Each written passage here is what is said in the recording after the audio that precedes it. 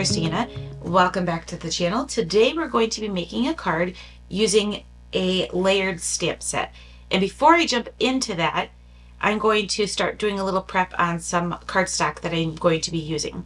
So hopefully you'll get a couple of tips and tricks out of today's video with how to use some layered stamps. But let's go ahead and get prepped and get everything ready for our cards. First thing is I'm going to be using some Mirrored Gold's cardstock, and my favorite is Spellbinders. And what I really like about it is it comes in it's double-sided, so it's mirrored all the way through. It's fantastic cardstock. This one back here is a little beat up, and I have a bunch of scraps in here. What I do is I use these little pockets here, and I keep all of my cardstock in here, and then I put my scraps either the front or the back, so I'm always looking on either one of those two sides before I jump into taking out a full panel. But I don't think my scraps are going to be big enough for what I need to do, so I'm going to cut one down. I'm going to cut this at 5.5 inches, and then again at 4.25, and that is going to be an A2 size. So we have that all cut out, and I just love this. My favorite mirrored cardstock is definitely Spellbinders. I stick that right in the front, and then I can just put that away and I'm all done. I'm going to be also testing out this accent opaque white cardstock that I have picked up a couple months ago, and I've been playing with it for card bases, but I haven't really been using it for stamping or anything like that. So I have one sheet, which is 120-pound cardstock, and that's going to be my card base. So I'm going to take that and cut it down to 4.25. Then I'll bring out my score board and we'll score this for my card base. And then I have the 80-pound, which I'm going to be using for my stamping. So I am going to go ahead and cut that at 5.5, and then again at 4.25. And I really don't even need a 4.25, so I think I'm going to leave it at 5.5 by 4. I think that's what I'm going to do. I might make this a little bit smaller in the end, but for right now it's 5.5 by 4.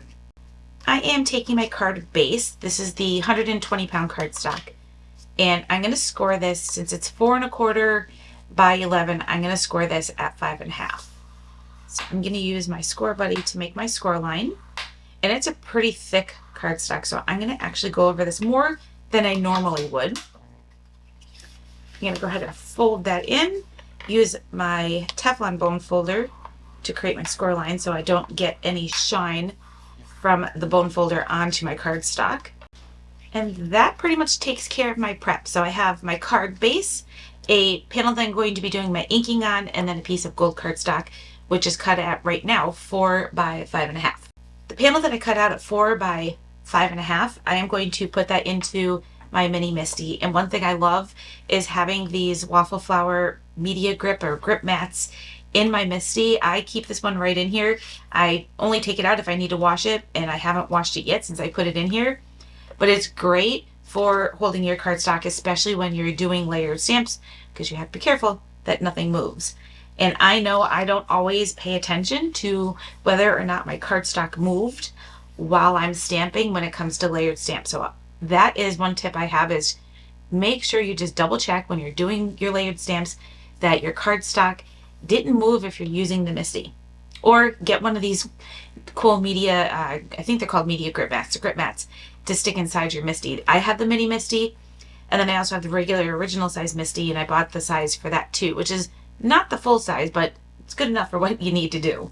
I have played with this stamp set a couple of times, and I'm enjoying it, so I thought today I would make a card using this one. This one is called the Fresh Air Holiday Tree by Simon Says Stamp, and each one of the layers is marked. So we have an A1, A2, A3, and then we have a couple of choices for sentiments and a couple of choices that if we wanted to add, this can be used as snowdrops, or it can be used kind of like as an ornament.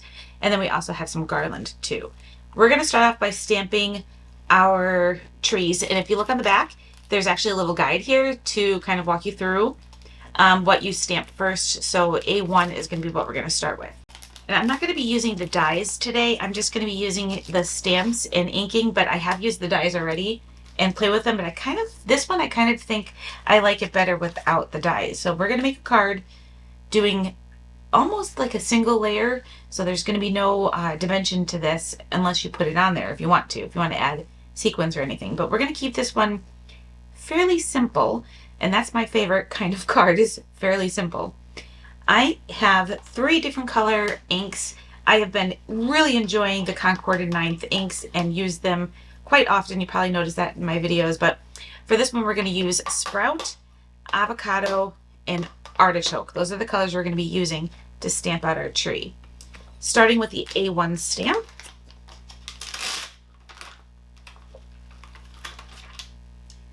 The A1 stamp, which is the first one we're going to be using, I'm also going to pick a sentiment. So I think I'm going to do Merry Christmas or Season's Greetings. So I want to make sure my tree is where I want it to be so that I leave enough room for my stamped sentiment. And I think for this one, I did Merry or Season's Greetings before, so I think I might do the Merry Christmas this time. So I just want to make sure I have that space down here, making sure that where I'm stamping my tree is going to be centered. We're going to pick this up with our door. It's got a good grip. And we're going to start off with our lighter color. So I'm going to move these out of the way so I don't accidentally get green ink on those. And I'm going to probably double stamp these so we get a nice good coverage. So for this one, I actually use my little press tool, and it does make it a little bit easier. So that is pretty color. Sprout is, I think, a really pretty color. I'm going to stamp this out one more time just to make sure we have a nice good coverage. Although it looks pretty good, I probably don't need to stamp it out another time, but I've already inked it up.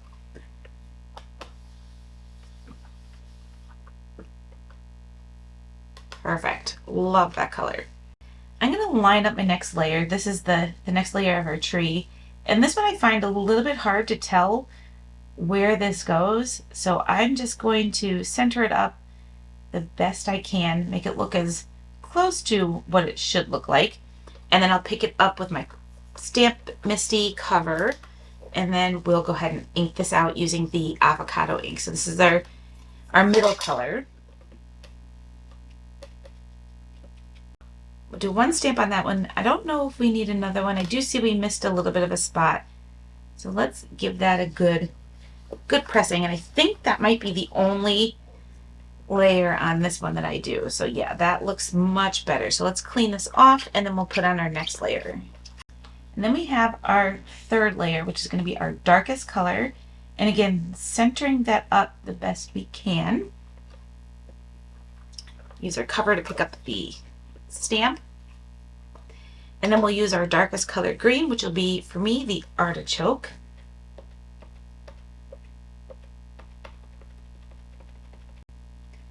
I think on this one I might do 2 layers. Let's just see how that comes out and the difference in the colors. So let's do a second layer of that.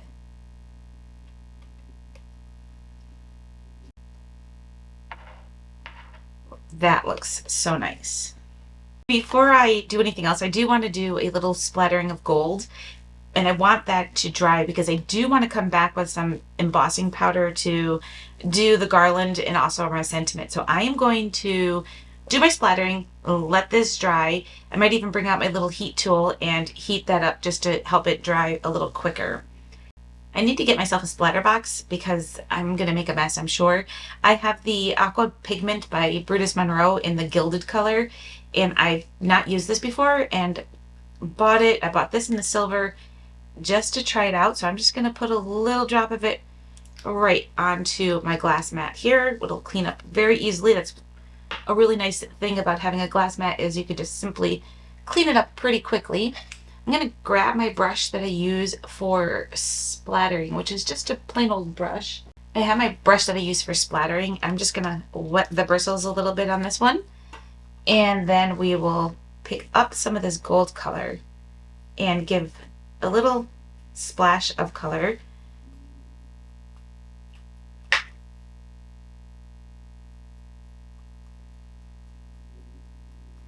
just a little bit, just to kind of make for a nice little splatter in the background, but nothing that you can't see, because sometimes I do it so light that you can't even see it, but I like that it kind of splatters all over the place. And I'm going to set this aside to dry. I might come back with my heat gun and dry this up so that we can go ahead and do our embossing. But that gold is so pretty. I can't find my heat tool that I use for just drying inks. It's not as hot as the embossing gun, and I don't know where it is. It's either at work, because I know I did a project there once and I know I took it there, but I don't remember bringing it home, or it's in my storage room, which is currently a mess because we're in the process of cleaning it out because we're doing a little craft room renovations in a couple of weeks. So we've been cleaning in there, so it could be in there. I'm going to use my heat gun. I'm just going to do a test and see how this cardstock handles the extra heat that I'm going to be giving it with my regular heat gun, so I can get some of this ink dried up quick. That is pretty dry. I think it's okay, but before I do any true embossing, I am going to just sprinkle some white embossing powder. It's not what I'm going to be using, just to make sure and see. Oh yeah, that fell right off. So it didn't stick at all to anything because it had nothing to stick to. If our ink was still wet, it would have stuck to the ink. So we are going to just put that right back in there. I'm going to put this away. Okay, so that worked out pretty well. That is nice and dry, and we tested it to make sure that we don't have any wet ink still left. I already went ahead and added my anti-static to this, and I am going to stamp out a sentiment first, or actually I can do both of them at one time. I'm going to do the Merry Christmas sentiment, which is going to go right at the bottom here. And then I'm also going to use the garland, and that's going to go right across the middle here. So I'm just going to put that into place, and then I'll put our Merry Christmas into place, making sure that we have everything centered. So I'm going to do Merry Christmas right at the bottom. Then we'll put our garland back in place here. And I think we should be pretty good. I want to make sure this is nice and center on that tree. So I think we are good. So we're going to close our door here, pick those two things up. And then we are going to use our VersaMark ink and ink those up. And then we can add our embossing powder.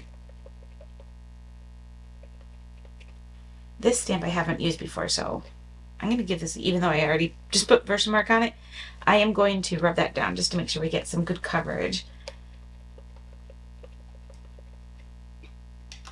All right. What's nice about using the MISTI is we can stamp out our sentiment, we can stamp out any little accessories or anything else that we plan on using with our stamps.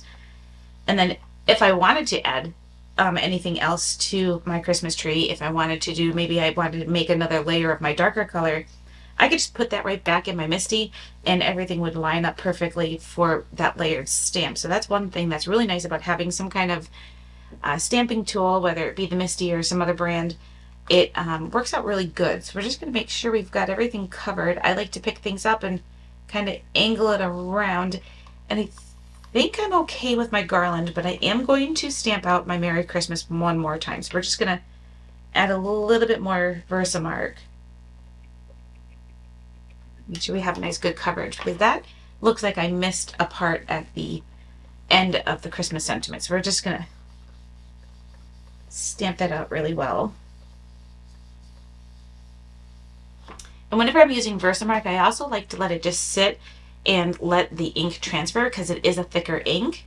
And I've always had good luck with good coverage when I do that. If I find myself stamping and then pulling it up too fast, then I'm not getting as good of a coverage. All right, I think that will do it.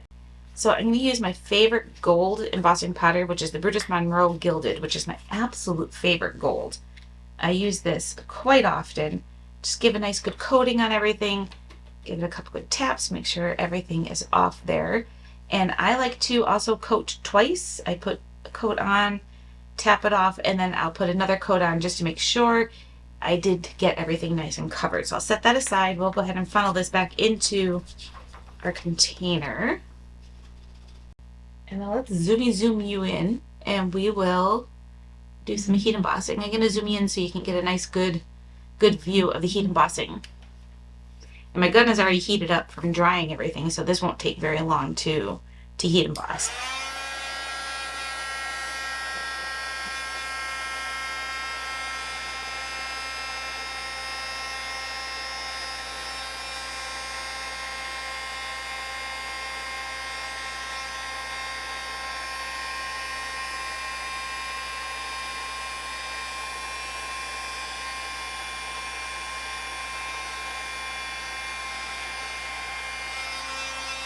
Is that coverage on that embossing powder beautiful or what? How many of you at the beginning of the video were telling me that, screaming that I was not doing the right measurements for my card? Because I totally didn't do the right measurements. So we need a 5.5 by 4.25 piece of gold cardstock. I think I may have done 5.25 and not 5.5. So I have a couple that are cut incorrectly. So I am going to adhere this onto my card base. I am going to do that using my favorite liquid glue. So I'm just adding lots of glue to the back of this, and we are going to go ahead and glue this down onto our card base. And for this, I am going to just kind of stand everything up, put it into place, and it should all line up nicely. Make sure my glue is nice and dry. I'm messing up big time with measurements because my plan was to have this be 5.5 inches tall and have a gap on either side, but apparently I didn't measure that right either. So I'm having measurement issues today. Even though I had a lot of measurement issues with this card today, I really like how it turned out, and I hope you picked up a trick or two when working with layered stamps. Thank you for stopping by my channel today. As always, a list of the supplies that I used to make today's card are down below in the YouTube description if you would like to check them out. Thanks everybody for watching, and I'll see you next time.